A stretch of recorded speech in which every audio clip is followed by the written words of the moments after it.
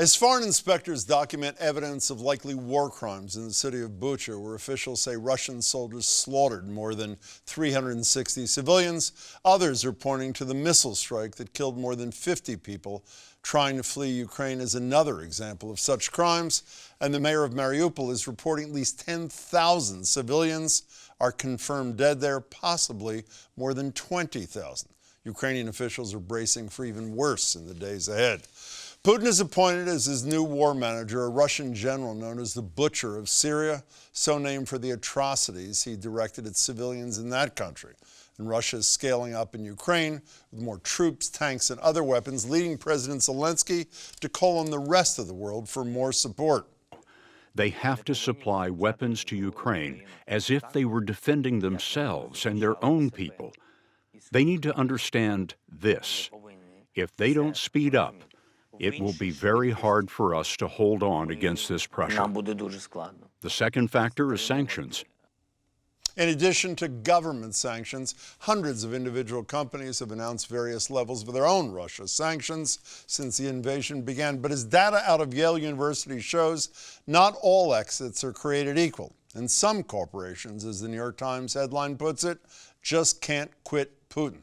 So which is which of the brands you know and possibly even love? And how much impact does the company's withdrawal really have? I'm joined by the pair behind that Times piece, Jeffrey Sonnenfeld, a professor at Yale School of Management, and Stephen Tian, the research director of Yale Chief Executive Leadership Institute. Jeffrey and Stephen, thank you for your work and your time. Appreciate it. Thank you. We're honored to join you. I'm glad you're able to spotlight this critical issue.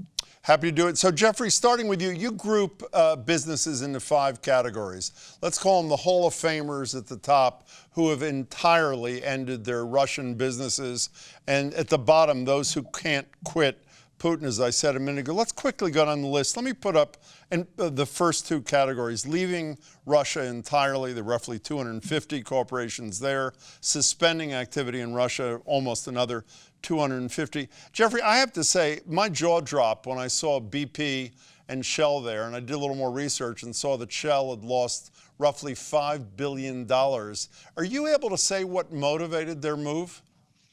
It's astounding. I can't believe that you caught that too. That's what caught my attention. BP, which used to drape themselves in sustainability and climate change issues, were the original greenwashers. There was way less more than met the eye. And I have to say the media and academia were hoodwinked similarly about this former CEO, John Braude, who used to say that BP stood for not beyond British Petroleum, but beyond petroleum. And it turns out they may not have been any worse than the others, but they surely weren't any better. Well, what a change. Is the oil industries led the charge, as did consulting firms, professional service firms. They'd usually rather jump off a cliff than get involved in any kind of geopolitical conflicts. And then big tech with the shadows of scrutiny that they've been under, of course, and everything from the heavy metal guys of Apple and Dell and the software makers, Oracle, and of course, the social media platforms. Wouldn't have expected that these would be the early movers. So completely agree with you. And I think some of it is they recognize they've been on the wrong side of history, these 3 clusters, and wanted to find this opportunity to do it right. And maybe they jumped ahead of some oligarchical entanglements, and more power to them. They got out quickly. You know, Stephen, in that second category I just posted, atop the list that I chose, McDonald's and Starbucks, which took a little coaxing. Again, I'm trying to get the backstory. Did they have moral epiphanies, or they just suffered international embarrassment, so they ultimately did the right thing, even though they're continuing? I mean, they're not entirely stepping away, but they are suspending activity. What's the motivation there, do you think? Well, Jim, in both of these cases, for McDonald's and Starbucks, their positioning on our list, on the F list, received a lot of attention. And these companies are obviously very, very responsive to public opinion. What we saw, as you know, 75% of Americans across divisions, across ideology, across demographics, agree that American companies should not be doing business in Russia. So our list has really had a catalytic role in helping many of these companies understand just how important this issue is, because it really is a moral issue. We're challenging companies to move beyond sanctions, and that's what these companies have largely done. It really is a moral issue. If I could rudely jump in Sure. and add a comment to what Stephen just said, Jim.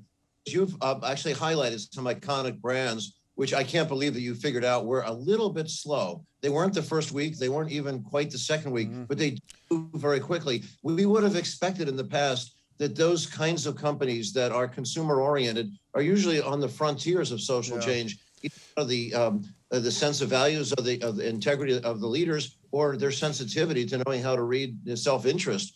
In this case, they're kind of caught up with this whole perestroika mindset that those brands believed, Levi Strauss, McDonald's, Pepsi, Starbucks, that somehow they were a refutation of prior sense of Soviet repression, and that these were brands that represented liberation and freedom. I think that was idealistic and simplistic. But certainly if it made sense in 1990, and I don't know that it did, it certainly doesn't make sense now. Let's move to categories 3 and 4. Category 3 is scaling back activity there. There are roughly 75 corporations on your list, halting new investments, but continuing current activity. 96, Jeffrey, my favorite, I think I read I don't know if it was in the New Yorker or CNBC or somewhere, you were talking about one of the companies, I didn't post it, my apologies, on halting new investments, Mondelez, and your comment was something like, and I'll paraphrase you, it's one thing to talk about essentials, but I think the Russian people could probably do without Oreos in the middle of this. What's their rationale for continuing business other than the bottom line? There are some of these companies have suggested they had some nutritional contributions to make. You take a look at what those nutritional issues were, exactly right. I don't think it was Kit Kats in the case of Nestle's, or Mondelez, Cadbury chocolates, and some of the other things, as you mentioned, Oreo cookies. And we saw that it took a while. Those plants, we still kept seeing them functioning as we were going in and getting experts to read in the Russian local press. They were proud that these factories were still marching onward, despite what the companies were saying about only focusing on essentials. These were hardly essentials. You are, I think it's fair to say, Jeffrey, staying with you for a minute, you're absolutists on these issues, meaning, and I'll put words in your mouth, please correct me if I'm overstating it, even if a company is providing essential food, pharmaceuticals, your view is that anything that helps the Russian population makes it less likely that they'll put pressure on Putin to end this atrocity. Is that a fair statement of where you are on this? That is a fair statement. And a week ago today, we actually spent about an hour and a half with the leaders of Oxfam, who, of course, are great human rights activists, to get them to understand that, in fact, it's not inhumane to draw that line. You need to do that. It's how Gandhi brought civil society to a halt to change. Of course, in India, it's what we saw Nicolae Ceausescu fall in Romania, or Erich Honecker in East Germany, or Jaruzelski in Poland. And, of course, we're drawing on the model of South African apartheid. Is you need to be forceful on this. And the excuses that these pharmaceutical companies used were often an illusion. Many times it was cosmetics, which they've just stopped, but they're still largely providing over-the-counter drugs for potions for dry skin and sneezing and coughing, analgesics and antihistamines. Those are not essentials to life. And even the clinical trials that they were talking about couldn't be relocated. In fact, could be relocated, and in most cases were, to other countries. It's the same human system tested on somebody in Paris or Poland. It doesn't have to be in Russia. Yeah, and Stephen, let me put up the last category for you, the ones that are staying the course, the ones that can't quit Putin. One, again, and they're roughly 162 in your piece in that category. And I should say, at the end of this interview, we will give you information on where you can find the searchable database that these gentlemen have put together, so you can check out any corporation. The list is obviously much longer. Coke Industries, paper towels, toilet paper, Dixie cups. Again, so is the hope that ultimately, as I guess happened after your first reporting on this, that the more publicity there is for those who do the right thing and for those who don't, that latter category will have few participants? Is that what the hope is here, Stephen? Jim, that's exactly it. I couldn't have said it better myself. And if you look at the names that you just spotlighted, take Coke Industries. They've focused overwhelmingly in their public statements on Guardian Industries, which is a wholly owned subsidiary with 600 employees in Russia. But they make no mention of their software subsidiary, which is doing business in Russia, which they just purchased for $13 billion last year. They make no mention of their electronics subsidiary, which still employs sales staff in Russia. You look at International Paper, they have a 50% holding in Ilim Group, a joint venture with shared members of the board. All of these companies hide under the excuse that they're looking out for their employees, that they cannot leave or else their facilities would be nationalized. Yet the question remains, what's so special about their employees and their facilities that's not true for the other 600 plus companies that have withdrawn?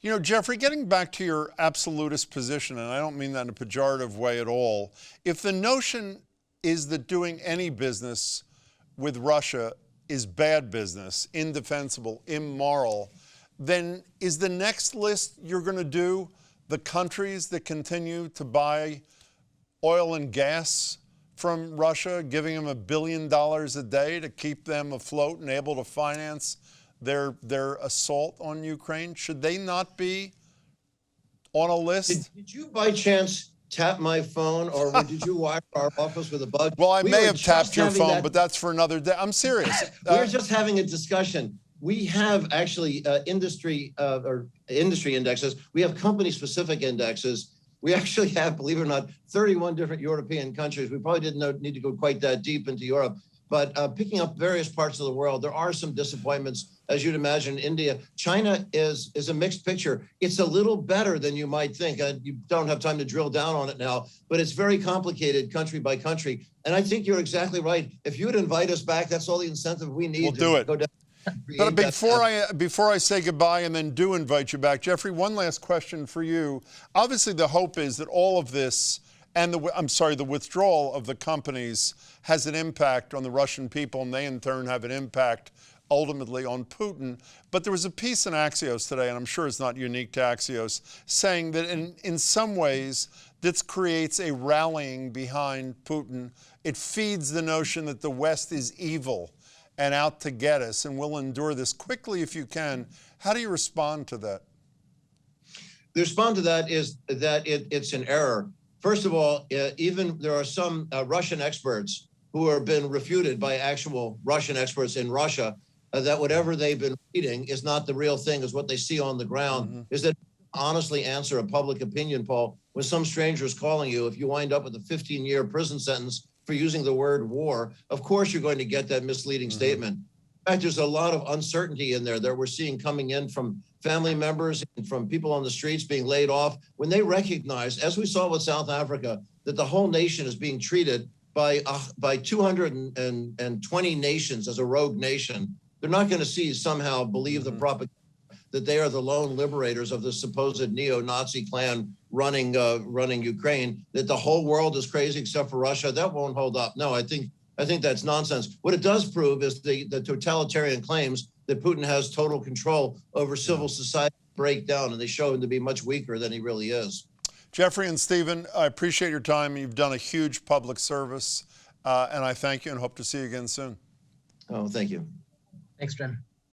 To see and search their entire database of companies' responses to the Russian invasion, go to YaleRussianBusinessRetreat.com.